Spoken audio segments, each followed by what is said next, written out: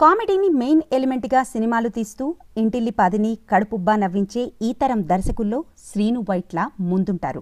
ఎంత పెద్ద స్టార్ హీరోలున్నా ఈయన సినిమాల్లో కామెడీనే అసలు హీరో. ఒకానొక టైంలో టాలీవుడ్లో స్టార్ డైరెక్టర్గా ఒక వెలుగు వెలిగాడు శ్రీను. అయితే కాలం ఎప్పుడూ ఒకేలా ఉండదు కదా. ఆగడు నుంచి నిన్న మొన్నటి మిస్టర్ వరకు తీసిన ప్రతి సినిమా బోల్తా కొట్టడంతో శ్రీను పరిస్థితి దారుణంగా తయారైందిట. ఆర్థిక ఇబ్బందులు చుట్టుముట్టడంతో ఇల్లు కూడా అమ్ముకోవాల్సిన పరిస్థితి వచ్చిందని ఫిలిం నగర్లో పుకార్లు షికారు చేశాయి. ఆఖరికి చాలా మంది శ్రీను వైట్ల వైపు వెళ్లడానికి కూడా ముఖం చాటేస్తున్నారట, ఎక్కడ ఛాన్స్ అడుగుతాడేమోనని. అయితే ఒక హీరో మాత్రం పెద్ద మనసుతో శ్రీను వైట్లకు అవకాశం ఇవ్వాలని భావిస్తున్నాడట. అతను ఎవరో కాదు, మాస్ మహారాజ్ రవితేజ.